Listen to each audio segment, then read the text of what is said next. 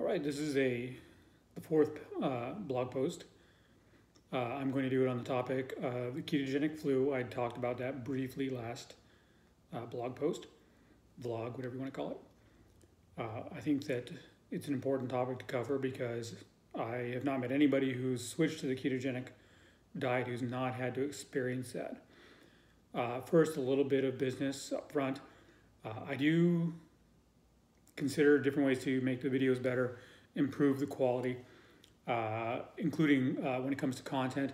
I have considered whether or not to give you updates on the video about the weight I've lost and my progress. Let me know if you'd be interested in that in the video. What I've come to the conclusion of is that I have an Instagram account and a blog that I go through the numbers on. So you can find that information there if you want to. I do include the links to both in the description of the video. Seems a bit redundant to me to do it on video as well, especially since I think that the most important thing about the video that the video covers is you can see from week to week, and then of course hopefully over time when you go and look at my first video to say the video I do at the beginning of next year, the video should show a difference. You can see how my face gets thinner over time. I don't show a lot of my body. It's not a issue where I have a comfort issue with doing it. It's just I find it easier to sit down and talk to the camera than anything else. Again, though, your input on this would be helpful. If you think I should include updates on here as well, or maybe do a separate video once a week. It shouldn't be too long a video. I'm only going to be describing some numbers and my general feelings of how it's positively affected me in terms of my physicality. I'd be happy to do that if you guys think that would be worthwhile. Leave a comment in the comments below and let me know. But I think that in the description, the links to the blogs probably will cover everything. The blog and the Instagram will cover everything, and you can find my updates there. Feel free to follow those if you wish. It would be greatly appreciated. Back to the topic of the keto flu. When I first switched over at the beginning of the year, I had the keto flu. What happens is when you are switching over, there's a period when your body is still trying to use the old fuel source and it hasn't totally adapted to the new fuel source. So your body's not operating at its best. It doesn't make ketones fast enough to keep up with you under your new fuel system. Also, it's not as efficient at using ketones as it will be over time. So, but you're teaching it not to use glucose. So the fuel source that it's been used to using all this time is going away. You're limiting it by limiting your carb intake, and it just doesn't have the glucose stores to go through anymore. The result of this is the keto flu. It is not an actual flu. It's not like when you get the flu via a virus or a bug, however you get the flu. It's just your body mimics the symptoms of a flu because your body is not operating at optimal levels anymore. And there are several ways to deal with that issue. And they're not particularly difficult to do in the sense of knowing what to do. Some can be a little bit difficult depending on what your willpower is when you first start out, and there might be a drop in willpower. The first would be to do what I did, which was fasting. Fasting causes the transition to go quicker. The reason being that you're just cleaning the system out quicker by not adding anything to it. You're cleaning the system out quicker. As long as your body is getting, say, protein, it can try to make more glucose through a process called gluconeogenesis. If you deprive it of protein as well as carbs, well, it doesn't have anything to use to make that glucose.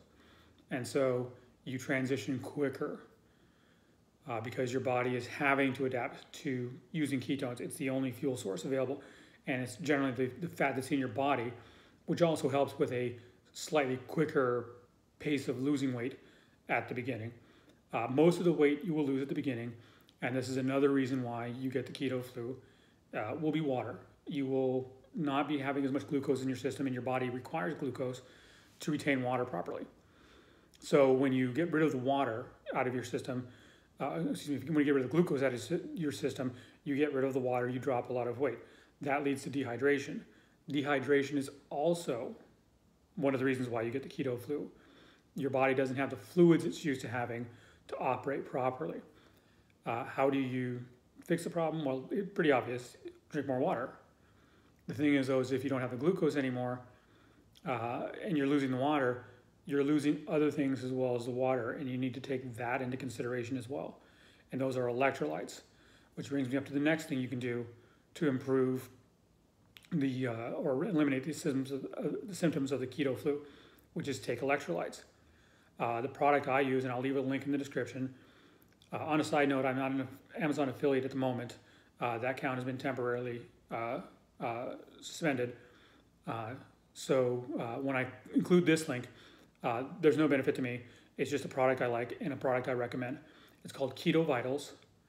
I take that daily, but taking it more than one a day, which is what I do right now, will definitely help to replenish the electrolytes that you're losing, and that'll help with the keto flu.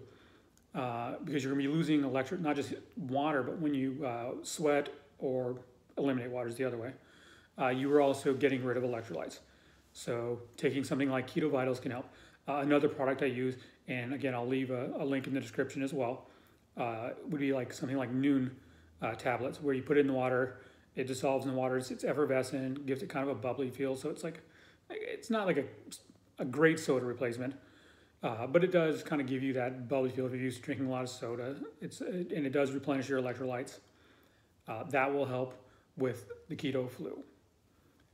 But anything you do to replenish electrolytes will, whatever you choose. Just keep in mind though that drinks like Gatorade, Powerade, the things we typically use for replenishing electrolytes generally come with a lot of sugar. So look before you drink and take ones that are no carb. They do make no carb versions, like Powerade Zero is something I drink occasionally. It's a no carb version, but just again, look at it before you drink it. The final thing you can do, and this is probably the toughest of the ones, is get up and get moving. If your body's not efficient at producing ketones and it's not making them fast enough, you start getting up and moving, your body needs to. It needs to compensate for the extra you're putting out. So it'll make more ketones. But it's difficult because again, it's the flu. You don't really, like when you have the regular flu, want to get up and exercise. But it's kind of like if you can push yourself to do it, if you can show the willpower it takes to do that, you can push through, and it'll help you to adjust quicker, adapt quicker, and get past the keto flu quicker. How long you will have the keto flu varies from person to person. Because I fasted and I was ready for these symptoms and had already scheduled into my day times I would get to exercise more, but I also scheduled times in my day to relax and take the pressure off. I took a week vacation at the beginning of the year to get started. I was able to push through, and my keto flu only lasted a couple days. I have heard of keto flus that last the better part of a week. Again, it's different. I can't tell you how long yours will take. I can only tell you ways to mitigate it. I will add one final way to mitigate it. I don't think it's necessarily the most ideal way, but it does work. But it is definitely the priciest way. It's very easy in the sense of doing it. You're just gonna be draining your bank account. And that is exogenous ketones. Products like Prove It, or Julian's Bakery makes a product called Insta Ketones. These put the ketones in your system. It elevates the ketones quicker by much the same way as alcohol increases your blood alcohol level. Only this is a good addition to your system with one major exception. When you use exogenous ketones, your body is now able to take it easy. It feels better in the short term, but your body now is like, oh, I already have ketones. I don't need to make as many ketones. And if the idea of switching over to the keto diet is to lose weight, your body doesn't need to burn its fat to create the ketones to give you the energy because you already have ketones. So it is a way, it will make you feel better, but I don't consider it an ideal way. I'm not knocking exogenous ketones. I did use them when I first started. In retrospect, I kind of wish I hadn't, because I can only wonder how much faster I might have adapted if my body was forced to make up the deficit for itself instead of having it added to it by just drinking a drink. It's a very simple process. You just put it in water, shake it up. Some dissolve better than others. Some taste better than others. The Julian's Bakery ones I used were the orange ones with caffeine. It tasted like Tang. I thought it was pretty good. But again, and they're not too expensive as some of these go. But again, you are giving an easy out to your body so that it doesn't have to work as hard to produce the ketones because you're already putting them in. So these are ways you can fight the keto flu. It's like I said, I've not run into anybody who's not had it. So when you do go to adapt, when you do go to switch over, you will experience it. If you are that lucky first person, leave a comment below. I would love to hear about that because, yeah, it's not great, but it's temporary, and that's the thing to remember. I have a tattoo on my left forearm, and you can see pictures of it on my Instagram. This too shall pass. It's a wonderful saying, and this is a really good one to keep in mind when you're first switching over to keto. The adaptation period will take a while, take some weeks, during which you will have the keto flu. It might last a day, might last a couple weeks, who knows. But remember, this too shall pass. Just muscle through it. Know that it'll pass. Just keep focusing on the fact that once it does pass, you will feel so much better. And even though it's a little miserable now, it's well worth the wellness you will feel down the line. So that's going to be it for this video. Again, if you have any questions, please leave them in the comments. If you have any comments on how I can improve, definitely leave those in the comments. If you disagree with some of the points I made, leave that in the comment too. I would love to hear from you guys. Again, it does help me to be better at doing this. I'm still learning. It's still a work in progress. You know, it's like the vlog version of keto adaptation. So let me know. If you would be kind enough to subscribe and leave a like, I would very much appreciate that. Click the notification bell if you want to be notified when I put the videos up, but it should be every Wednesday. But who knows, if I start putting videos up more often, you know, it'll tell you. That'll be it for this week's vlog. I thank you for watching, and I will see you again soon.